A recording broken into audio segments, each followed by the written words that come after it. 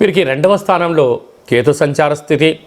అర్ధాష్టమ రవి, అర్ధాష్టమ బుధుడు, రాశాధిపతి అర్ధాష్టమంలో ఉండడం, ఈ రాశాధిపతి మిత్రుడైనటువంటి బుధుడు కూడా అర్ధాష్టమంలో ఉండడం వలన మీ యొక్క జన్మ నక్షత్రం రోజున అష్టమి, చతుర్దశి, అమావాస్య సందర్భంగా దూరావాయు జల ప్రయాణాలు పెట్టుకోవద్దు. కారణం ఏమిటనగా ప్రమాదాలు పొంచి ఉండడం, జలగండం, నీటిగండం, శత్రుగండం పొంచి ఉండడం, యంత్రాలతో ఆయుధాలతో దయచేసి చెలగాటమాడవద్దు. ప్రభుత్వ అధికారులతో అనేక మందితో మీ నాలుకను అదుపులో పెట్టుకొని మాట్లాడడం చాలా అవసరం అని చెప్పి గుర్తుపెట్టుకోగలగాలి. లేకపోతే భారీ మూల్యం చెల్లించుకునే పరిస్థితి ఫ్యూచర్లో అధికంగా ఉంటుంది. తస్మాత్ జాగ్రత్త.